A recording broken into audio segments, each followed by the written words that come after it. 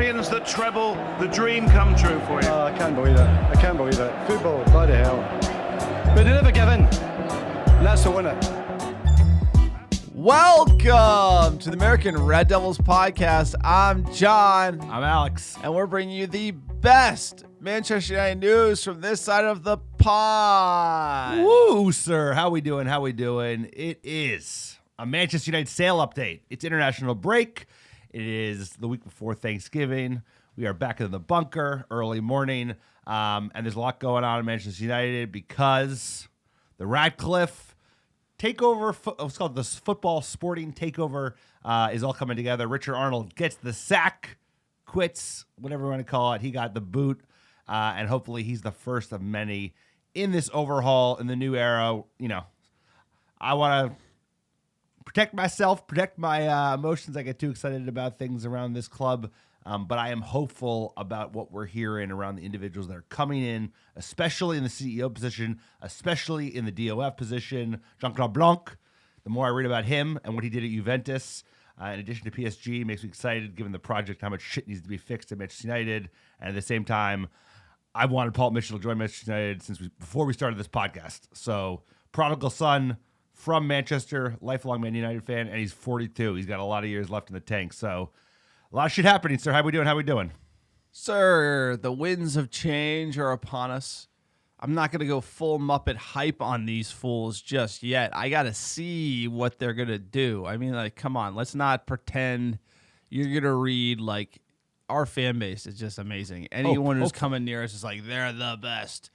PSG, such a great project. Juventus, he took them back. And everyone's just going to be, like, just taking it hook, line, and sinker. Look, a lot of propaganda coming down the line. New guys coming in. Let's not worry about the new guys. When they're announced, we'll talk about them.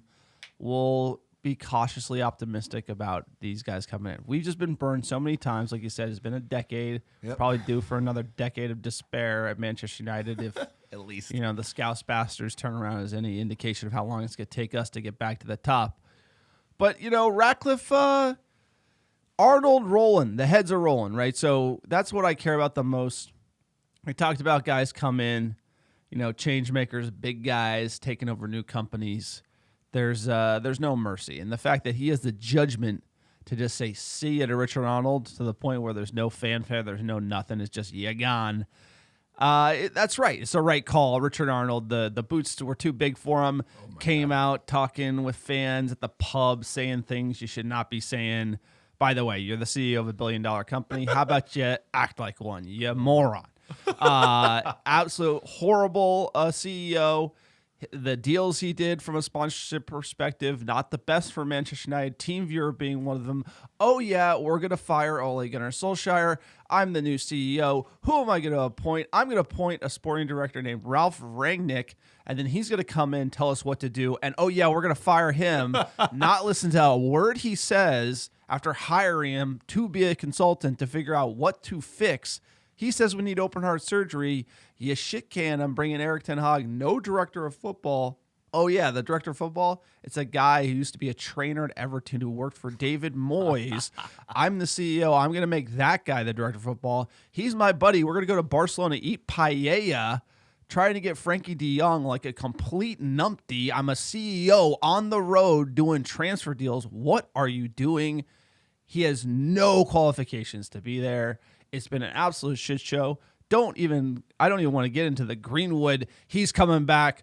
Oh, I got the heat from the media. He ain't coming back. I don't know how to make a decision. I only know how to do things in the complete worst way possible.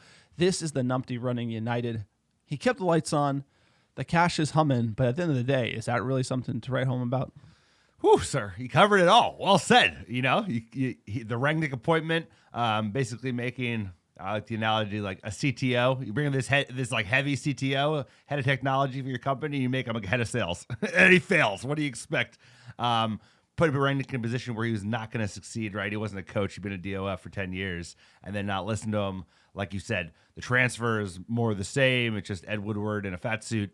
And the way he handled the Mason Greenwood situation, either way, the way you could tell about whether this individual has quality and lasting effect in football is like, anyone going to pick him up?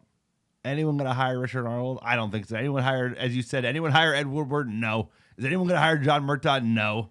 And good riddance. Good riddance to bad rubbish. Like I said, I'm not trying to get too hoped up on the Ratcliffe thing. I'm not trying to swing too high and low, but I'm just saying. Hook, line, sinker. I think Alex caught Get it. the fuck out of I here. think you heard that hype in the the beginning, bro. hopium. Don't walk back the hook. You're like, it's I'm gonna hopeful, be bro. amazing. There's It's a- like these guys are so amazing. There are gradients, bro. Nothing You're ain't like- black and white. sir, you're like, I am hopeful. Worst call I've ever seen. Hopeful. Best CEO I've ever seen. Hopeful. You're just, Hope. sir. Your superpower is you're just like the number one Muppet. Like you're the number. Like guy gets named CEO, best CEO ever. Ref makes a I call, didn't say worst call shit. ever, This guy- worst ref I'll ever, tell you best what, thing I'll tell ever. you This what, You guy. should talk for Talk Sport. Live this guy's Your ability to reality. ignore nuance would make you a perfect like co-host, along with Simon fucking Egghead Jordan and maybe Gabby, whatever his name is, who just always talks about shit about Manchester So United. own it. Own the Muppet Dude, power, I am a baby. Muppet. Just I am own a Muppet. it. I am Just a Muppet. own it. But they You're also so they hurt me, Muppet. bro. I have wounds. You know, I'm a damaged little boy as it relates to Manchester United in my relationship. you always they have go battered again. me, but. It's change. It's good change. We'll see what happens. I'm not going to get like over my skis. I'm with you, bro. I think there's another 15 years of misery before we win another title because that's how it goes. That's how cycles work. No, in it's how football. the fan base goes, and I feel like hope. We need hope.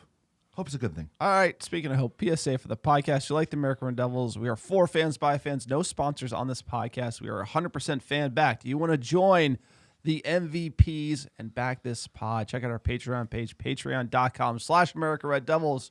We just posted the famous Thanksgiving ham recipe that Alex cooked up. If you like Thanksgiving ham, you want the recipe, and you want to support us, check out our Patreon page. Also, check out our website, AmericaDevils.com, for amazing fan-generated blog content. Also, AmericaDevils.store.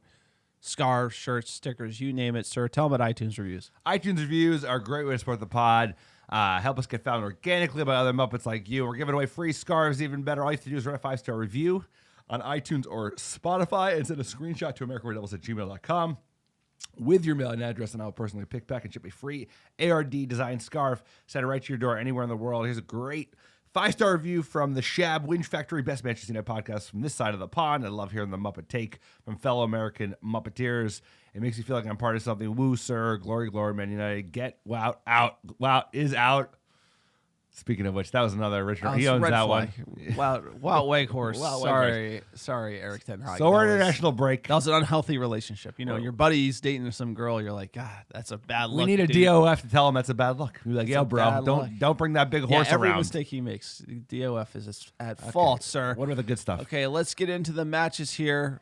We're in international break. By the way, international break for Thanksgiving, not too shabby. I'm taking the family to Hawaii, sir. Aloha. Going to Hawaii for the holidays, probably be really busy. There's going to be no football on. They got ham? They got a lot of ham. They do. Ham and They like pineapple. pork, I forgot. Ham and pineapple in Hawaii. It's the first time I'm doing the away day Thanksgiving. We'll see how that goes. I will report back on how it is over there. But, it's hard to beat Hawaii, sir. What are you doing for the Thanksgiving holiday? Well, usually I host you and yours along with my family. This time it's just the old lady, my old lady, and then my mom. She's flying in, and the 2 kids. So I think a 14-pound turkey, an 8-pound ham, and then a 3-year-old and a 1-year-old. I think we're gonna take that all those proteins in one day. Just keeping it local, keeping it easy, sir. I was a big Thanksgiving guy. Like, I remember last year you're cooking, first of all, if this guy's going to cook me That was Thanksgiving. primo. That was he did. By the way, it's an call a amazing spade a Thanksgiving. spade, mister. I'm going to give you the credit, then I'm it's going a to take strike. you down. Take it down. He's an amazing Thanksgiving cook. It's a great meal. We're talking caveat. top notch. He's good at Thanksgiving. He's a good host. 364 other days of the year. Can't cook for shit. No, he's a great. He puts it all in on the line. Takes it real serious. The Thanksgiving meal. My fandom. If I remember, I came to help set up early because I got to contribute a little bit because my family's coming over. And Alex was kind of sweating, 1,000-yard stare. I got to give him a pep talk. He was staring down the meal, the mom, the whole Well, your 9 in-laws yards. too, bro. Your in-laws, your- he had to I just your sir, mother-in-law, your sir, father-in-law came. Sir, have a glass of wine at 10 a.m. Take the edge off. You got this. You're gonna be all right. Give him How the to flush Thanksgiving out. pep talk. Probably best Thanksgiving meal you've ever cooked. But it's I'm glad this year you're getting a break. You're not cooking for too many people. So. Well, I got two, my mom and my wife breaking my back, sir. So I wouldn't call it a break. So the lashes are going to be strong. All right. Well, speaking of post Thanksgiving, we got a game the weekend after Thanksgiving. We got Everton, sir. Big match. It's going to be away. They're going to get that 12-point deduction. Where are the charges for Man City? Please, somebody show me where they are. Somebody's hiding them. 115 charges. They got nothing. They're killing Everton, though. I don't get that at all. I don't get that. We also end up paying a fine for FFP. If you forget, don't forget that. Galatasaray away November 29th. This one is going to be the match. This is the do you have the backbone? Are we fighting up the mountain? Are we just going to drop dead? Because after Galatasaray, you got Newcastle away. Jesus. Chelsea at home. December 6th. Then we're getting into the holiday season. Christmas cheer, Christmas despair. What are we feeling here? We got Bournemouth at home. That's an easy one. That's a 1-0 squeaker. Then Bayern Munich at home. And then the one that is really making me nervous, the Liverpool away, December 17th. The West Ham away, December 23rd. Boxing Day at home. Villa, Unai Emery, Count Chocula, doing well there. And then we got Villa. Nottingham Forest away December 30th. This set of fixtures, probably the hardest for the year. We're coming off of, we are in form in the league, but just hasn't looked good. Struggles, probably behind the scenes, I would imagine. There's something going on in that locker room.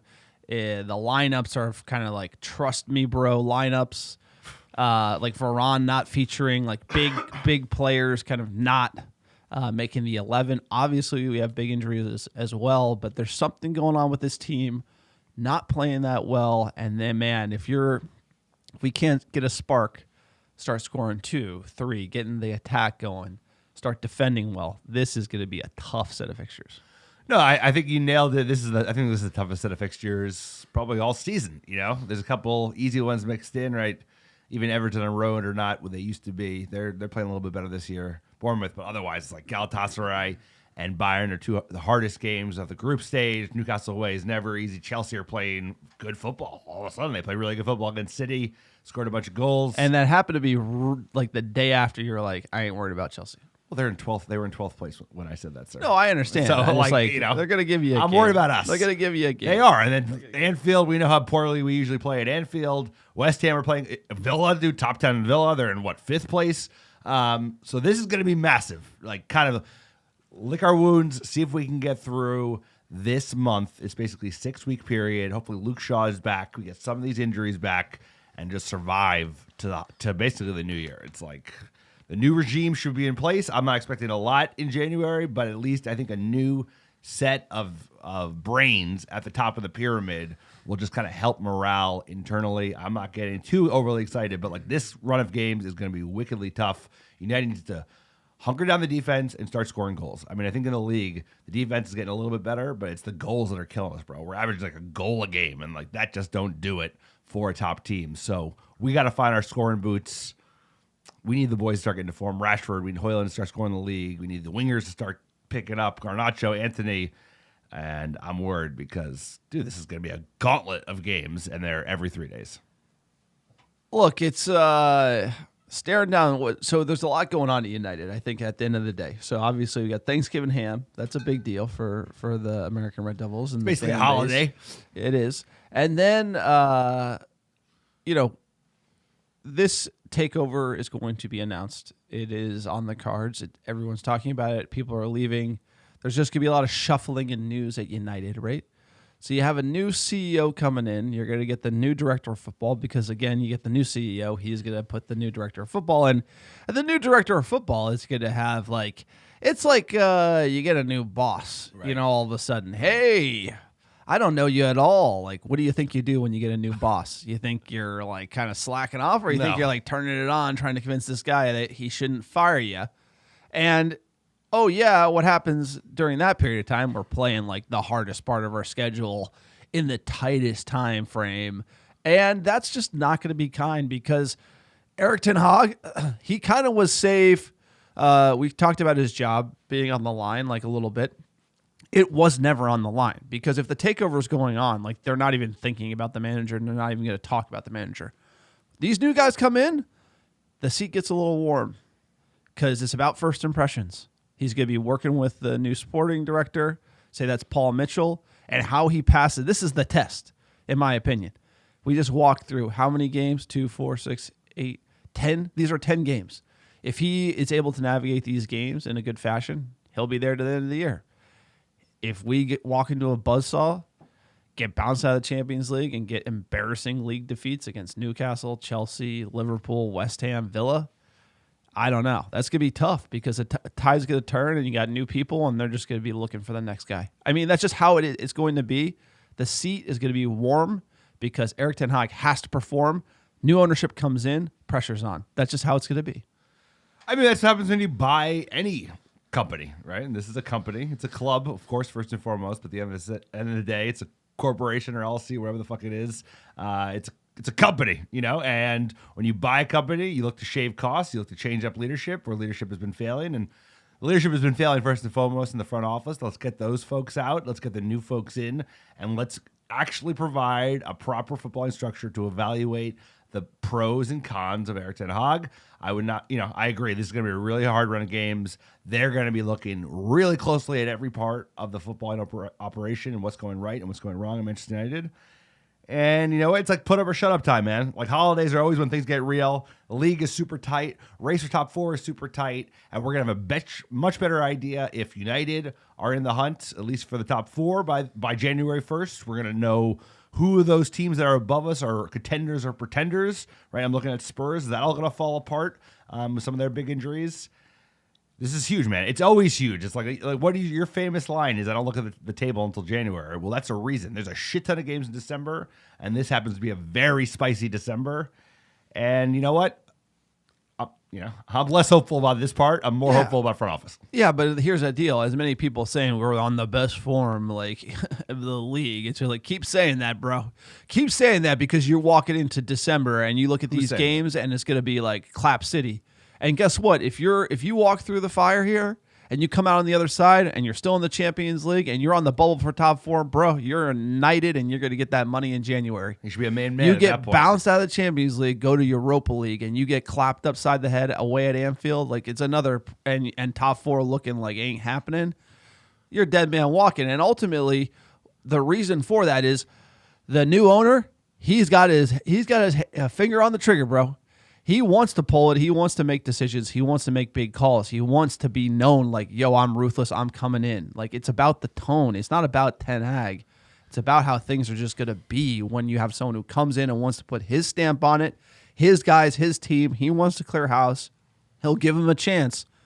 We shall see. But the most important part about this whole thing, we will have a director of football. And for the first time, January will be about making sane roster moves. Yeah. It will be about getting in players that we need, looking at the roster, looking at the contract, shipping players who are dead wood, taking losses, and making big footballing decisions at Manchester United. Ultimately, that's more important than the manager. That is what is going to hopefully right the ship, and I hope Paul Mitchell's the guy. I don't know. I got to see his moves before we decide he's the man. Hey, you also want to see how he does in the seat. What we've learned is that, some people can do okay at other clubs, and then they come to Manchester United, and it's a totally different ballgame, bro. The scrutiny you get from the media, the scrutiny you get from our own fans, from other fans, and just the pressure and working conditions, right? Nobody was set up to succeed under, the Paella brothers. But let's get into some news. So there's a lot coming and going at the moment. All right, we're going to start with this VAR call real quick because this is just going to get Fucking Alex madness. fired up, baby. Madness.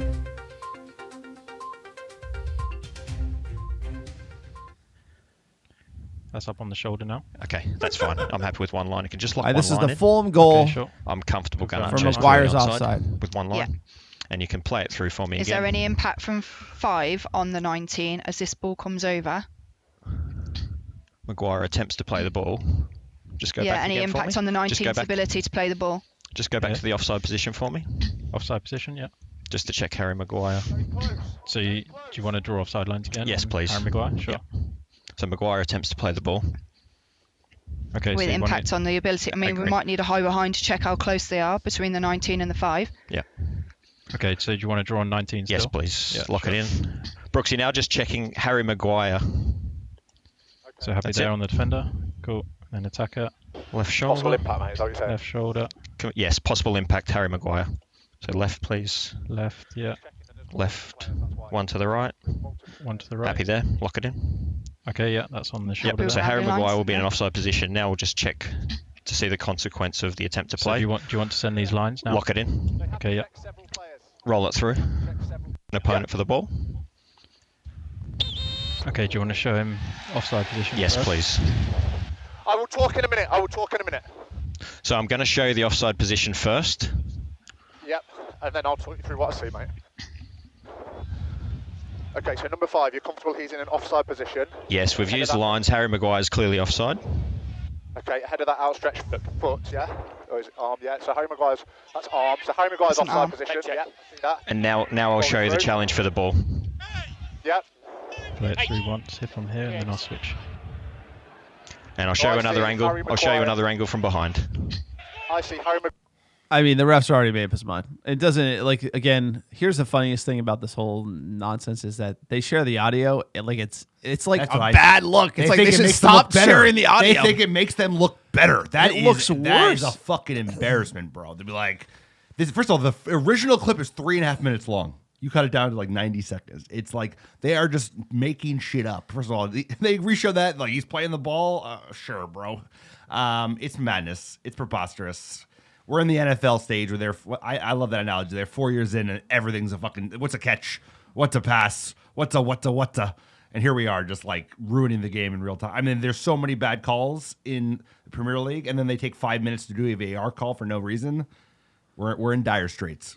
No, it's really what's crazy is the overall theme from that audio, which is like they're like reviewing it for Garnacho offside. Garnacho's not offside. Goal. That's it. And then somebody's like, Oh, I what think a it was five. I think it was a girl, the woman who was like, hey, what about Harry Maguire? And then that kicks off this like whole like thing about the challenge. It's like in that amount of time, like I wasn't convinced that challenge was enough to put that defender off the ball. But then somehow her just talking about it started this like kick the hornet's nest, and then everyone's all about it and going into detail. And then by the time it gets to the ref doesn't even say like, doesn't question it at all. He's like, you're telling me the right call, and then just makes it. He doesn't like. For me, the real crazy part of this was the ref just like was like, as soon as he got to the monitor, he was like, oh yeah, I'm gonna make this call. There was no like, No. he didn't push back at VAR at all. It was like, okay, Harry Maguire, yep, he's offsides, and then just called it. There was no like, hey, I don't know if he materially played the ball. So VAR is just, you're basically taking, we have a bad referee era in England. It's worse in UEFA. Yeah. And then you got like the junior refs run the VAR, who even worse than the numpties on the pitch. And they're looking for reasons to get rid of goals.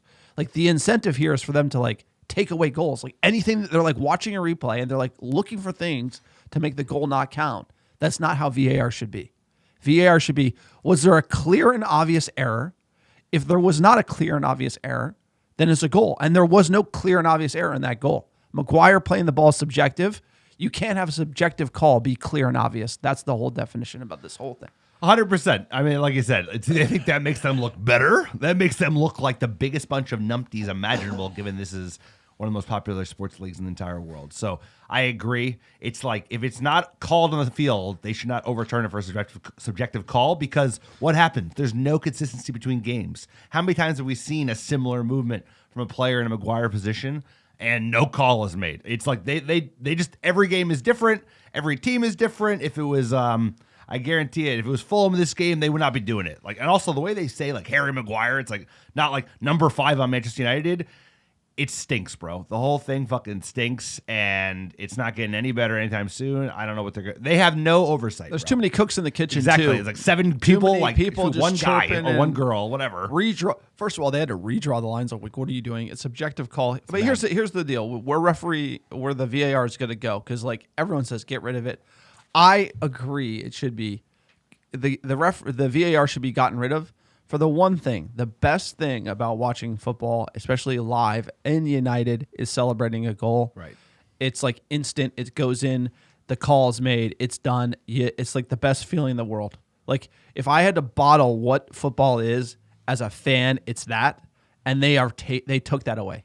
And to me, there's something about that product and what that represents that is like horrific. Taking that away from people, the instant gratification of scoring a goal, and like you can look at the linesman, you know it's a goal and you know it counted. They like literally are like, nope, we're gonna take that away, and that to me is like an issue. But with the NFL, year 4, year 5, it was like, what's a catch, and then everyone's like looking at the ball and looking at a receiver's legs. Now it's basically like replay is only in like key spots. The coaches can challenge, and like you don't even notice replay. Right, and replay actually helps.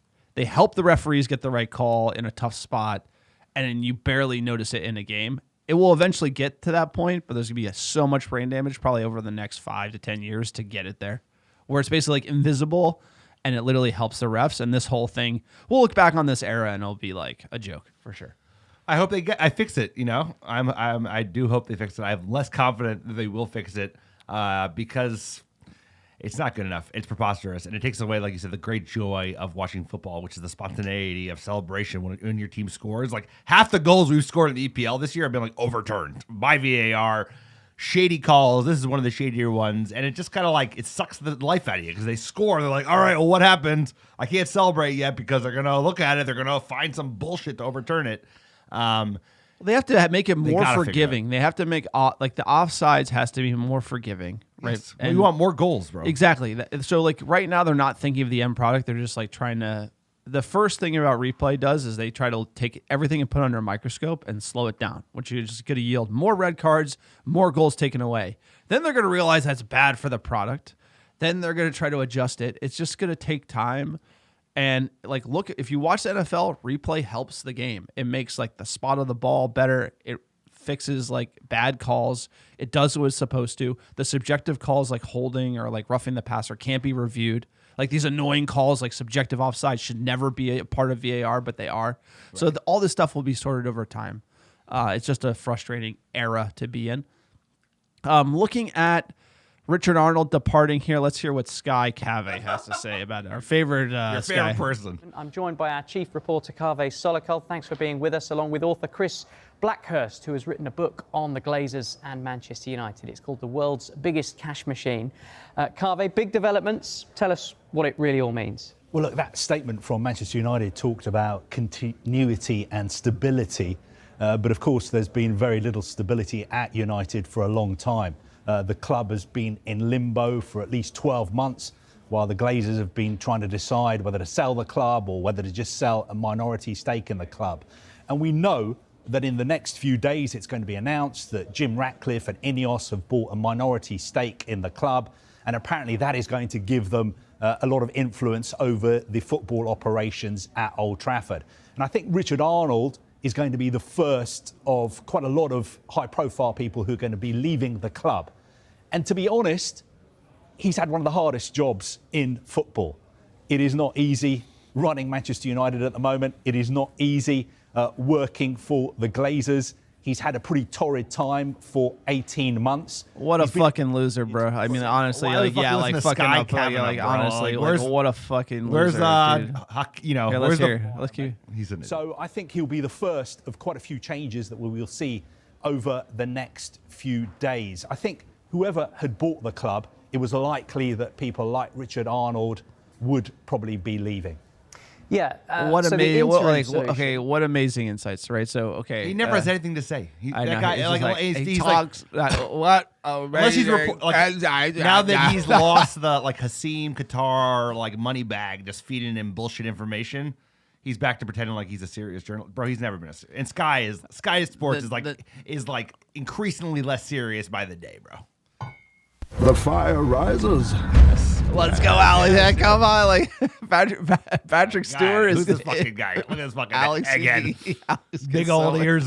Number one Muppet. You want to come here, sir? We got the show. We got the number one Muppet in town. Alex. Ham, baby, get your ham.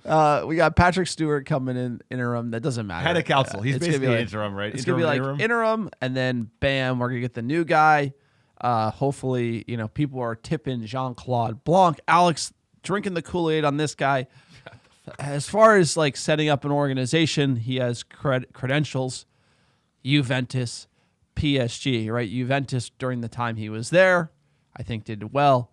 PSG set up the organization. It turned into like a large commercial operation. The results on the pitch haven't necessarily been there. Obviously, Qatar, big ego buys with players. Who knows if that's the best way? I doubt he has much say in that ultimately.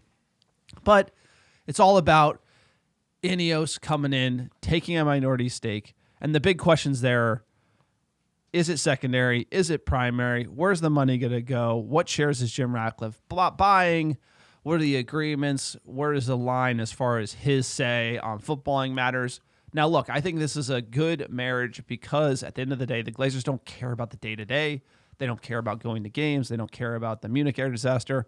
Ratcliffe is going to do all that. He'll be the face of the franchise. He'll be the face of the ownership. He'll be the guy on the beat, meeting with the CEO probably weekly. Obviously, when he starts, he's going to be meeting with them a lot. It's going to be like a team vibe there. He's going to be the boss, kind of boots on the ground. Glazers in Florida worried about who the shirt sponsor is, how much cash flow they're making. They're not worried about the football. So as far as they're concerned, hey, you do this, you buy cycling teams, you have F1, etc. You come in, you do it. You give it the treatment. We'll kick back. We'll take that dividend. We'll make that money and let us know how it goes. So he's gonna get a chance. He could do a bad job, and then the Glazers can come in and like tell him to pound sand. But he's gonna get a chance to like set this club up in the right way. And there's a lot of details still to be sussed out, right? Like, is it all secondary? The question you just brought up, is the dividend going to continue? Is dividend going to be paused going forward? I think one of the big points is like we're finally going to have an owner in country, which like I think is very important. Important to He's put based pressure outside of. That's for tax reasons, bro. Yes. No, but his domicile is like where, Monaco or something. So, but taxes, you got to spend a certain amount of days there. I understand. So but he's he not will be in country. in Right? England. That's the definition of not in country. He's English. He will be in England. He's more English, than but like, in Monaco for tax purposes, who will be flying back and forth. Okay, yes. but even if you play the tax game, and I don't know the tax game in Europe, But he's not going to be living in the stadium like we would if we owned the team. Of course, I understand that. But he will be in Manchester, in England, far more than the Glazers were, right? The Glazers come maybe, a couple times every 4 years? He'll be there for large parts of it, right? I would imagine. So I think having a presence to pressure the media, pressure the refs. This is part of the game now, bro. All the top clubs do it. We need local influence to kind of pull the strings behind the curtain because that matters, bro. The fact that our American owners are just hanging out in fucking Tampa, not paying any attention and letting unqualified senior people run the front office. It's like, I think this is going to be a big thing. Having a local lad, he's not quite local, but he's English. He's going to have some influence on the English press. And then bringing in people that are qualified. We don't know if he's going to do well. It's about the time and effort. So with Woodward running Manchester United, they got in this whole like, well, commercials going great. We don't care about the football. And then Woodward was made to his own devices on the footballing side to make all these horrible decisions. Now Ratcliffe's going to come in and there's going to be like a lot of attention paid to that. And the modern footballing structure of a club is going to be constructed. That is the most important part. He's going to drive that change. We're going to see the results of that change. But for the deal, just hold out. I mean, it's a public company. We're going to know exactly what happens. They'll have the filing. We'll understand the shares and all of that. There's a lot of speculation around that. The question that everyone needs to know, how much money is going directly into the club, primary offering, which is dilutive to existing shareholders? How much is going to the Glazers, secondary? I imagine it's a combination. I imagine the club's going to get $750 million. Glazers going to get $750 million. Glazers are going to get a taste. The question is how much of a taste, how much money is going to the club. We're already hearing $90 million available in January because of the new money coming in. I didn't hear that. There's rumors about what the budget is that's available for January because of this deal. So there is going to be some primary shares coming in. It sounds like there's primary money for United, which is what we want as fans. We want money going into the club. But I'm more worried about fixing Carrington, fixing the stadium, finding new sources of revenue, so that we can build our cash machine over time, stack those coffers, go again.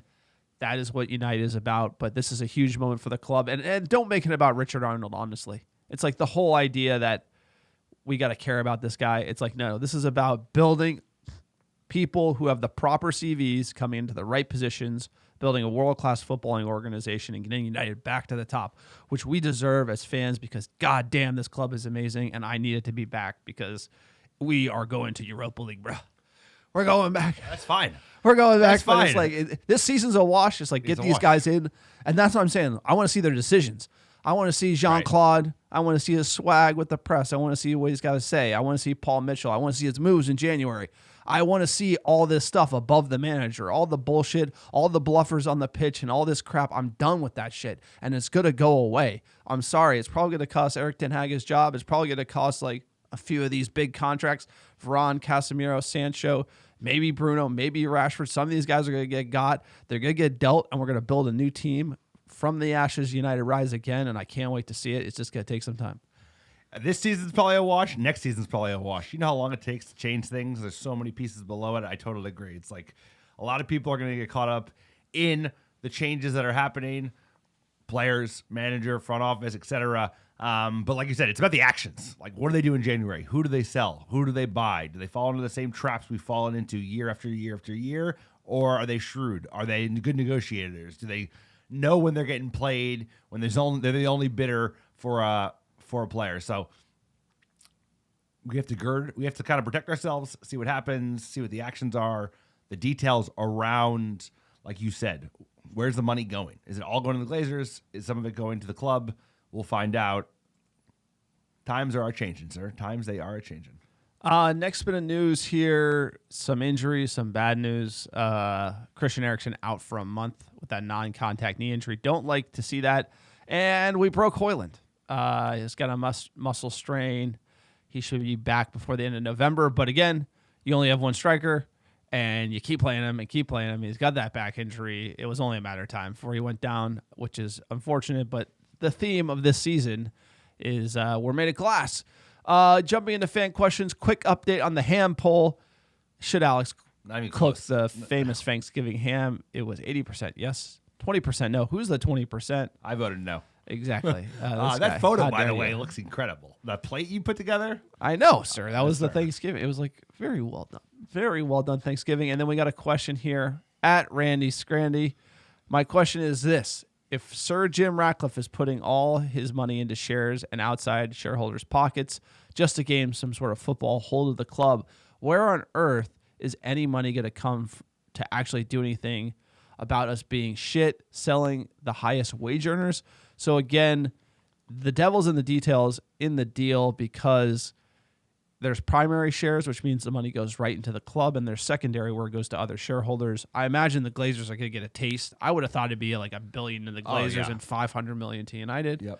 Something like that, because that's the only reason they would do the deal. They want a taste. So we're going to see. I mean, it's TBD on how this is going to go. The deal could be structured very well. It could be structured very bad. You don't know. So we just have to wait till it's announced. And as far as like selling players, we've heard rumors Sancho to Juventus with us subsidizing his wages. I mean, it's just going to be, I think everything's going to be on the table. I just want to see big moves. I want to see the open heart surgery moves this roster needs when a new director of football comes in, and I do think we're going to see it because I don't think it's that hard to tell what's wrong at United.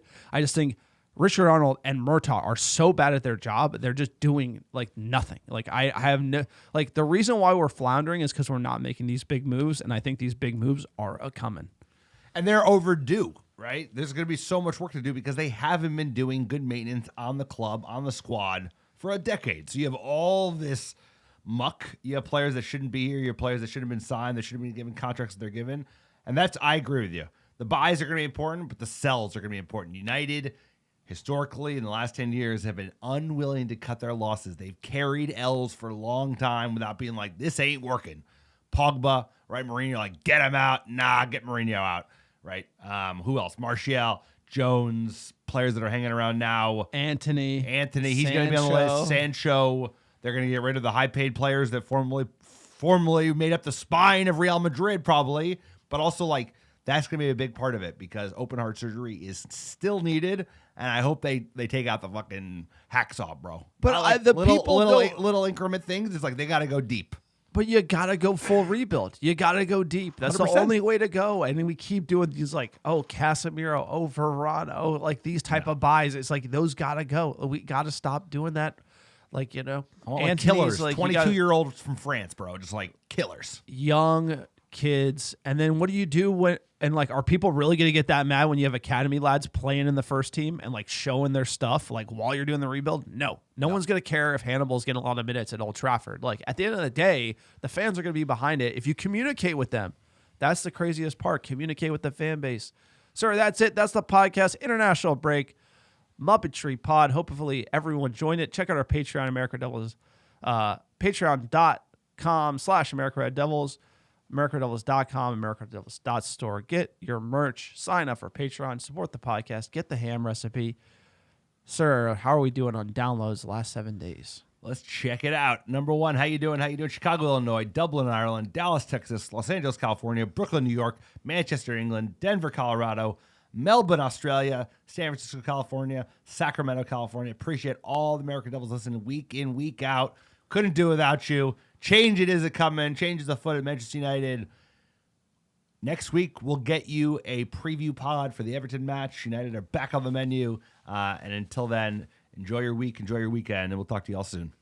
Everyone have a great Thanksgiving. Happy Thanksgiving to all America Red Devils. Enjoy that ham. Okay, he's down.